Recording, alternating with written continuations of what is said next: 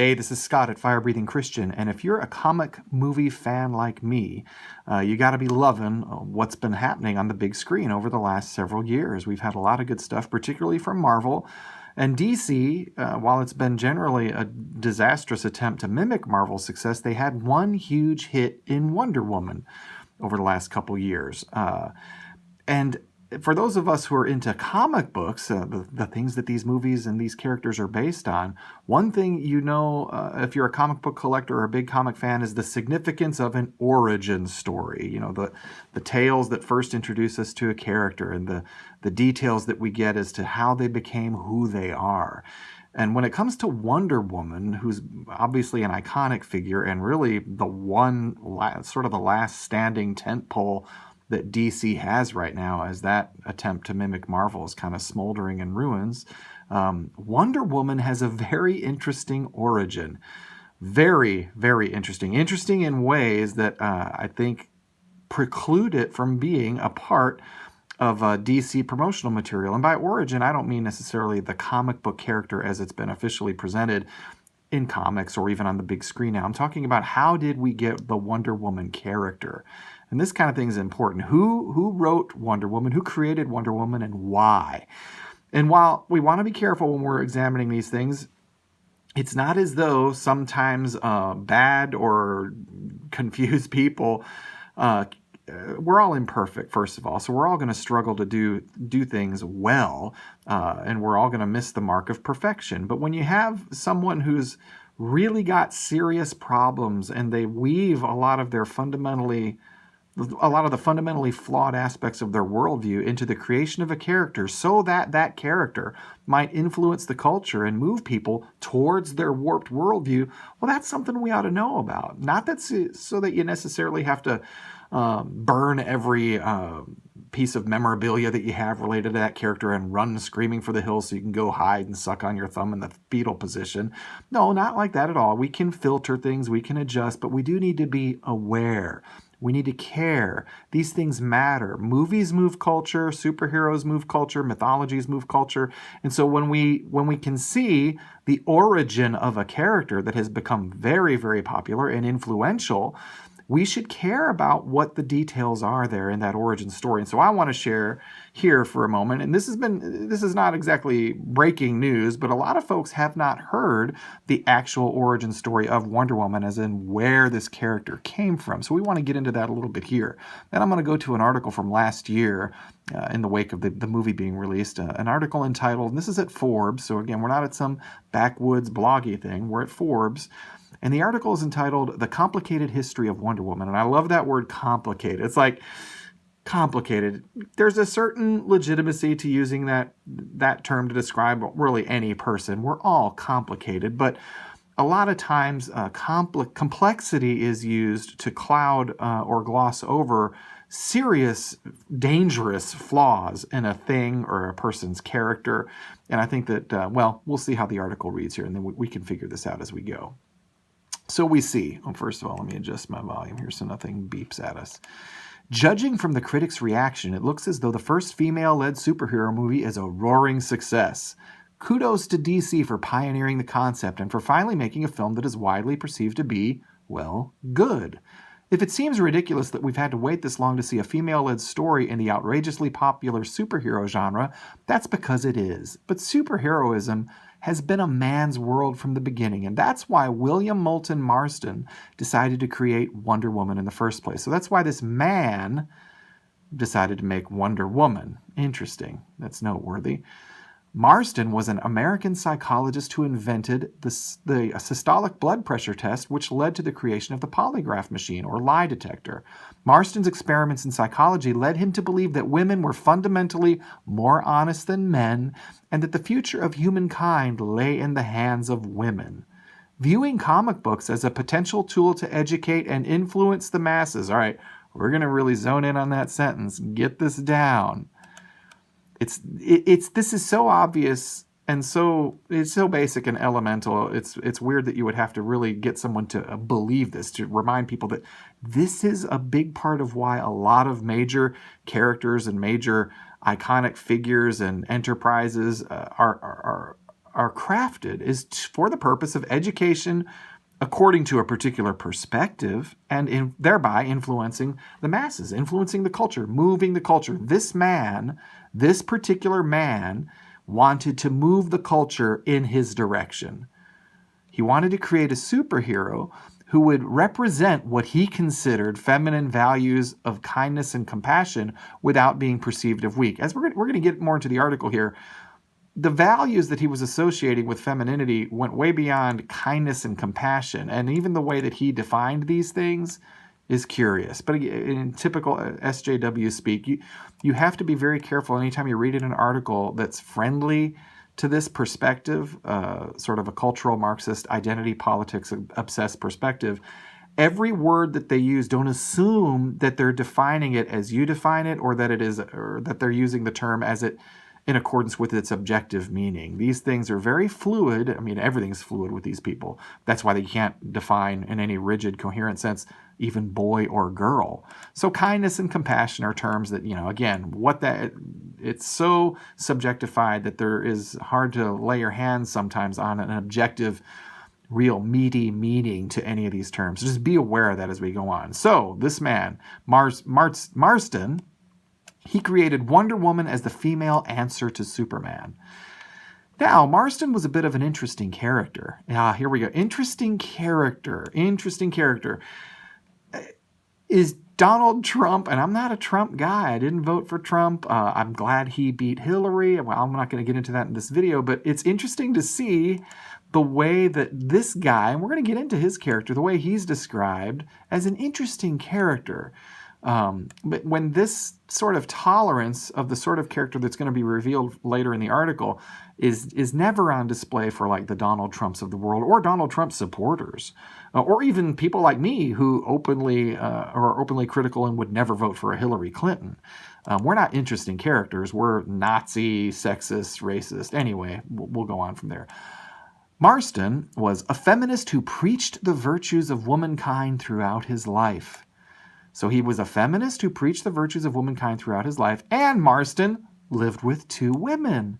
One was his wife and the other his lover. Now, I don't know what the wedding vows were with his wife, and so this is very much speculation, but if they were typical wedding vows, then he has fundamentally betrayed a trust here by taking on a lover, whether she agrees with it or not. At any rate, and I don't know what the vows.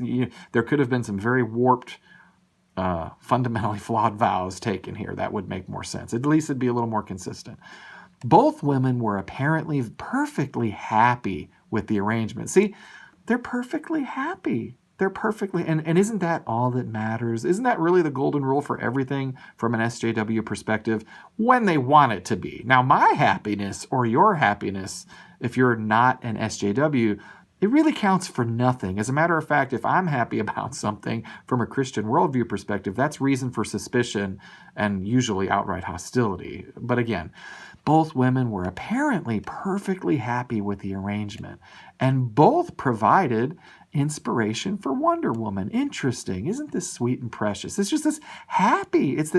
He's a feminist, a nice guy. He preached virtues of womankind throughout his life, and he lived with two women, and they both inspired Wonder Woman. I mean, isn't this sweet and awesome? This is great. Okay. Elements of Marston's character trickled down into his famous creation, notably in her peculiar choice of weapon, the lasso of truth. For Marston was an enthusiastic fan of bondage and female domination. Character. This is the character of the man who gave us Wonder Woman. Interesting. At least we see character mentioned. We'll take what we can get here, right, from Forbes. The lasso binds Wonder Woman's opponent, forcing them to reveal their innermost secrets. It's not hard to see the connection between the weapon and Marston's role in creating the lie detector and, bondage. In fact, themes of domination and restraint ran heavily through the superheroine's original adventures. Wonder Woman's enemies often found themselves tied up, as did Wonder Woman herself. Her fellow Amazonians engaged in wrestling and bondage play. And this is where I'm going to pause, and having seen the movie, and I didn't watch it all, I got to the part, and in all my videos, you should just be forewarned, I'm not going to necessarily give spoiler warnings. This is an older film. It's been out on, DVD, Blu-ray available for a while now, but I'm going to be talking about things that happen. So if you haven't seen the movie and you want to preserve some suspense, you might want to pause here and understand with my other videos, I'm usually not going to give this kind of warning. But one of the more hysterical elements, the comical, just ludicrous feminist fantasy land wacky things to unfold in the movie was just there's this island that Wonder Woman comes from of just women. They're just there, and it's just a bunch of women who apparently have no need for men, and they're fantastic women, all of them. They're virtuous and beautiful and physically strong, and they created their own little civilization, man-free. This is curious. It's just, and when you're watching it on film, you're like, this is just nuts. This is crazy. But this is a big part of why I think Wonder Woman the movie did so well, is this is what social justice warriors, this is what feminists in particular, male and female, or it's hard to call the male feminists. Anyway, they love this stuff, and the thought, the fantasy of a land with no men. Oh, it's just the pinnacle of joy for a lot of people. And that's one of the reasons why I think the movie did very, very well, is it was very belittling and oftentimes dramatically dismissive of the necessity of men at all. So, her fellow Amazonians engaged in wrestling and bondage play. Wonder Woman's greatest weakness was to be tied up by a man. If this were to happen, she would lose her superpowers and become helpless for some reason. This bizarre kryptonite was actually an attempt to subvert the stereotype of the damsel in distress, as Wonder Woman would always free herself from her bonds and prevail. It was also an opportunity for Marston to advertise his fetish in the hope of removing the stigma from his sexual habits.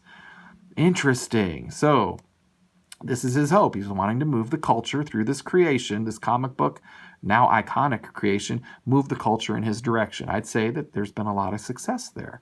From her fiery feminist origin, Wonder Woman was destined to be controversial from the beginning. And notice here, again, there's no judgment against nothing. Everything is being presented in this Forbes article, and it just is gonna be in social justice warrior, cultural, Marxism-friendly media, which is all the mass mainstream media. It's just the kind of lingo you're going to get. It's the kind of treatment where we see it, and it was not that long ago where this approach to this subject matter would be so bizarre, offensive, repulsive to people. It was not long ago that we would have noticed this style, but now it's automatic. We expect this from our mainstream media, which is a big reason why, of course, the centralized power in media is dissipating and people are looking elsewhere, including to little tiny far-flung corners of the information superhighway like this video. I mean, we're just not buying this anymore. We were seeing that this is propaganda. This guy, writing for Forbes, is just pushing the propaganda that the pervert who created Wonder Woman wanted all along. And so anyway, there we are. So from her fiery feminist origin, Wonder Woman was destined to be controversial from the beginning. And as the years passed, misogyny and censorship reared their ugly heads. Because, of course, the only reason it's ugly to want to suppress this mission of the guy who's living with multiple women and is into bondage, the ugliness, see, none of that was ugly. None of that about this man was ugly, or the women that he was involved with. That's not ugly. That's virtuous. The ugliness comes from the people who push back on it. See, that's how this works. This is what, in the Orwellian world of mainstream media, this is what passes for an information article, an information piece at a news source. Yeah, good job, Forbes. Wonder Woman was originally sculpted from clay by her mother, but censors grew uncomfortable with the idea of a fatherless child. What an ugly thing for a censor to do. That you would be concerned about. You would be uncomfortable with the idea of fatherless children. I mean, what could the problem be with fatherless children? Why would we be a little uncomfortable? Why would anyone be uncomfortable with a superheroic icon being created to move the culture in a direction that was more comfortable with fatherless children. Well, gosh, golly gee, why? So, see what I mean? It's all presented a certain way. It's always the same. These people have a very narrow, limited playbook. For all the talk of diversity and tolerance, you get the sense that their whole script for life could fit in a Twitter post. I mean, there's just not a lot going on here. It's the same garbage all the time. So, to continue with the article. So her origin was reworked and she became a descendant of Olympian gods, male and female. Oh, male. They had to get a male in there somehow. The evil patriarchy suppressing Wonder Woman from the get-go. Oh, man. Eventually, Wonder Woman's fictional exploits impressed her fellow superheroes, and she was invited to join the Justice Society, an early version of the Justice League. Justice League's that's been an interesting disaster here in its most recent incarnations, but that's a subject for future videos. As the most powerful member of the group, Wonder Woman quickly put her womanly powers to use as their secretary. That's where she belonged, apparently, in the patriarchal, hellscape that was the comic industry back in the day. Sometimes she would play a major role in the story by being captured and losing her powers, and it would be up to the boys to save the day. She spent the rest of her time obsessively fantasizing about marrying her love interest, Steve Major. The character languished in this state for years until the 70s hit and she was rescued. She was rescued by Gloria Steinem, who loves to promote murdering babies as a virtue.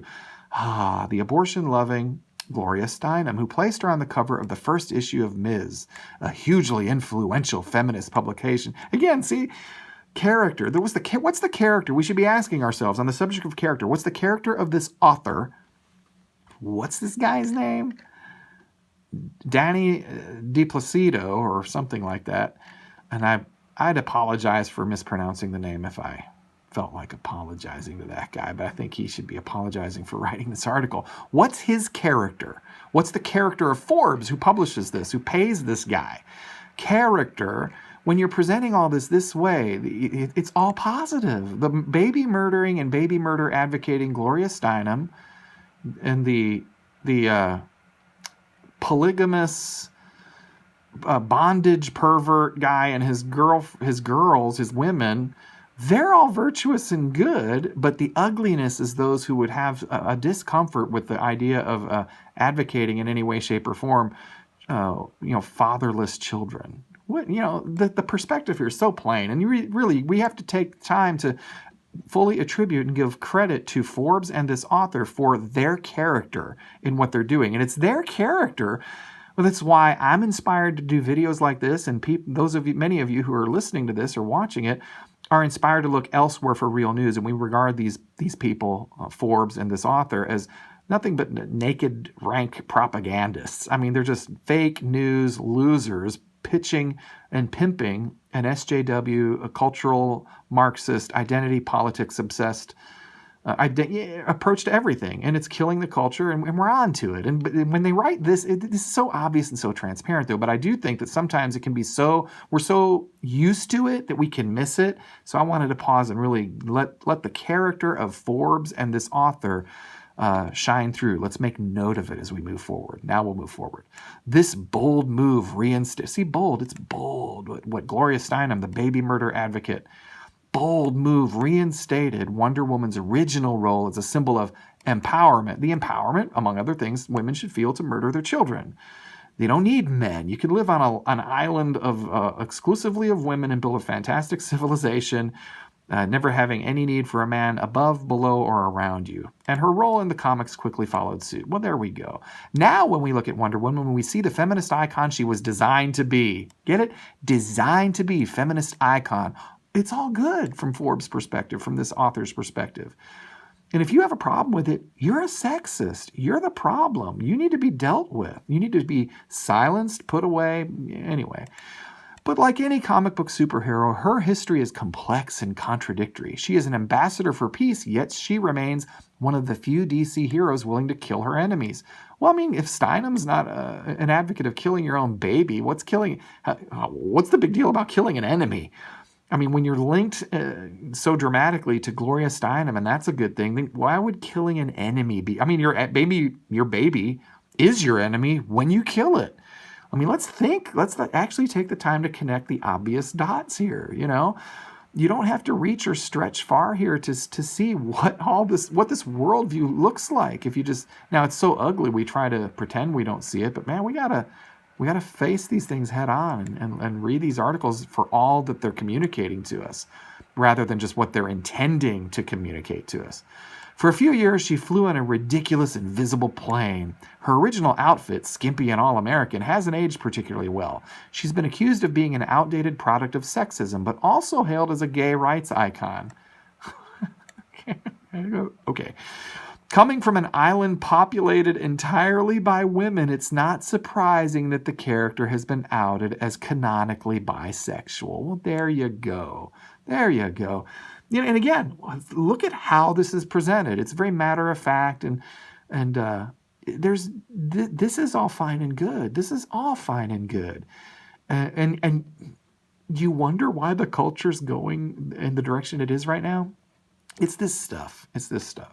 And all right, well, I'll continue with the article, and then we'll touch briefly on a second article that I want to follow up with. Somehow the character has managed to remain relevant since the 40s and now fronts the first female-led superhero film. Not only that, but the character's debut, thanks to Gal Gadot's performance, has been reviewed with far more enthusiasm than Batman and Superman. Yeah, Batman and Superman have been terrible, the most recent incarnations of Ben Affleck and what's the name of the guy who wouldn't shave his mustache to be in Justice League? We'll cover that mustache incident in a future episode. I think my mind is purposefully Harry.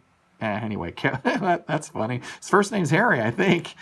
And apparently that's a big, important part of this guy's life. But Batman and Superman have been disasters. And yeah, as we mentioned earlier, Wonder Woman's been the lone hit for DC. While Marvel's been racking up hit after hit after hit, 20 movies over 10 years, DC's overall been a disaster. But now it seems DC has made a real effort to honor the character's noble roots. And here we go, to put a fine point on that thing I've been talking about for a little while now. Noble roots. And what is he... Again, he's referring to what he's just told us about. Noble roots. All those things about bondage and polygamy, bisexuality, that's noble. The only ugliness addressed in the whole article had to do with people who had concerns or discomfort about promoting the notion of fatherless children as a good thing. That's it. That's the character of this article, its author, and Forbes magazine. And how does he close? Now, all the sequel needs is a good bit of bondage. There we go. Well done, Forbes. Way to go, Wonder Woman. Okay, now, this is at Daily News. Wonder Woman's creators' polyamorous relationship, the focus of new biopic trailer. So they're making a movie now about this guy who made Wonder Woman. And this article begins, meet the man and the women behind Wonder Woman. The new trailer for Professor Marston and the Wonder Women, which hits theaters in October, focuses on the creator of the iconic comic book character and his unconventional. See, unconventional. It's just unconventional. It's just different, It's not worse or bad or destructive in any way, shape, or form. It's just unconventional. Relationship with who? His wife and their domestic partner. The backflips and contortions that these people will go through to prop up and sweep and sterilize the disgusting character of their favorite people and advocates. It's amazing. Would they consistently apply this approach to this? Wouldn't you want? It's like hyper gracious. It's just propaganda. It's rank propaganda, and they don't. We all know how they write about anyone who disagrees with this particular lifestyle. We're a bunch of Neanderthal Nazi sexist jerks, and we need to be dealt with. So anyway, continuing. William Moulton Marston, a psychologist and writer, spawned the superheroine that debuted in 1941, and his wife, Elizabeth Holloway Marston, and live-in lover, Olive Byrne, are credited with inspiring the character's creation. The new film stars Luke Evans from Beauty and the Beast as Marston and Rebecca Hall from The Prestige as Elizabeth and Bella Heathcote from 50 Shades Darker. There's a feminist gem, right? All this in the Me Too era. And all the anyway that these 50 Shades movies can be such huge, and the books huge hits. At the same time, there's a Me Too movement. That's something to think about, and we'll be examining that more in future videos too. And Bella will be playing the lover Byrne. The film explores the polyamorous and radically sexual relationship Marston, Elizabeth, and Burns shared until his death in 1947. As the tagline says, the movie is the story of the women behind the man behind the woman. Both women had children by the writer and continued to live together until Burns' death in 1985. I want to study her, Marston says in his film, as his wife warns, she'll break your heart. As Marston becomes more interested in Byrne, Elizabeth does too. Isn't that sweet? This is so beautiful. What a classic love story. This is virtuous. This is good character on display. And you know, if this is making you uncomfortable at all, you're an evil, jerky, sexist, homophobic, whatever. That's just what you are. She tells her husband, maybe I just want her because you do. Eventually, as the film shows, the three decide to go for it. See, no negative judgment at all. It's just the three decide to go for it. Why not 4? Why not 5, 10, or 20? There's no end to that. Just go for it. It just be unconventional. It's just unconventional. That's where these people are wanting to take us. That's why this iconic figure was created, and this is where DC and Marvel, as they follow down this path, this is where they're trying to push the culture. When Elizabeth asks, you think it's possible to love 2 people at the same time? Byrne replies, why not? And he might have asked 2, and since why not 3, why not 4, why not 10, why not 20, why not 30? Why is there any numerical limit? Now, you really need to answer that question. Why? Why? But again, now these obvious things are never touched on by these supposedly professional reporters. You know, the people responsible for informing us of things. Oh, good night. The most obvious necessary question ignored diligently. Why? Because they're not professional truth tellers. They're propagandists. They're tools of a particular worldview. And anything that contradicts their narrative is just not even acknowledged. It's just not. The upcoming film also dives into the creation of one of the most iconic comic book characters of all time, which Marston first wrote about under a pseudonym in 1941. Connie Britton also stars as a psychologist who looks at early issues of Wonder Woman and questions the frequent themes of bondage and Marston's desire to hide behind an alias. Marston was also an accomplished scientist. He earned his PhD in psychology from Harvard, created the systolic blood pressure test, which led to the invention of the polygraph. And so, again, what an awesome guy. This is great. I'm so, and then, good night. This is what Wonder Woman is. This is the origin story that DC's not going to promote for now. There will come a time, based on the path that Marvel and DC are on currently, the SJW takeover of the print comic book industry, which we documented a little more thoroughly or discussed more deeply in a previous video a day or two ago. That's leading us to a place, and we're going to see a time where right now this might be a sort of awkward reality of the origin of Wonder Woman, but we're not far from this being really used aggressively, I think, to promote the character. And this, because it's there now. I mean, we've just read articles. We saw how the one at Forbes and now the New York Daily News. This is how they're writing about this now, and we're not far from this being. We don't need much of a nudge from here to be just in full-blown advocacy mode for go for it. Just go for it. Whatever you want to do, be unconventional. And the only people who are ugly, who are suspicious and need to be viewed negatively are those who, are uncomfortable with things like fatherless children. So this is Wonder Woman. This is what we got. This is what we're being given, what we're being fed. And we need to be aware. We need to see what has happened. Just deal with it honestly. And again, I'm not saying you have to never watch a Wonder Woman movie or go destroy all of the whatever Wonder Woman products you have around. You might want to do that. I mean, it's a viable option, I guess.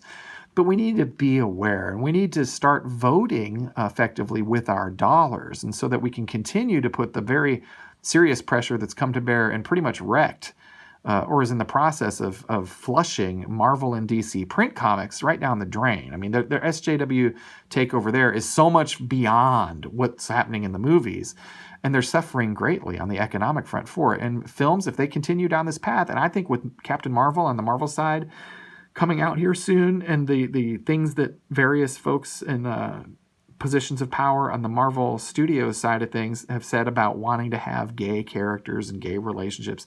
They're going there. And we need to be clear about our not only our lack of enthusiasm, but our lack of support. We got to stop buying the tickets and stop buying things and start, more importantly, more than just saying, we're not giving up on comic books. We're not giving up on heroes and tales and adventures, but we need to turn to other sources. We need to encourage independent producers of these sorts of things, comic books, movies, so that they will create the things that are actually virtuous and actually closer to truth and virtue and the good things that are necessary to sustain or build or restore a culture. Because our culture is dying.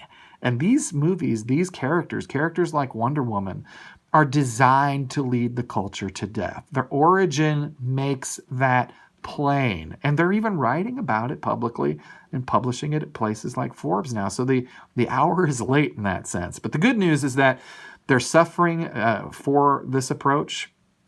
And through the Comicsgate movement, among others, alternatives are rising quickly. And so we need to be supportive of that, not get so attached to these icons that have been co-opted and perverted and are now being run into the ground by SJWs and cultural Marxists. But we need to be strong enough and brave enough and committed enough to help create or support the creation of the next superheroes that won't be from an island of lesbians or bisexuals, and that won't devalue or degrade marriage or family or boys and girls as boys and girls, that they'll actually stand for the necessary clarity and the real objective virtues that define a good and healthy individual, family, culture, and society. If you appreciated this video and you want to support what we're doing, please like the video, share the video, and subscribe to the channel. If you're watching this on YouTube, please hit the little bell icon so that you can be notified every time we post a new video, which we're hoping to do regularly on a daily basis from here on out on this subject and related subjects. Thank you very much for your support. Without it, we can't continue to do this.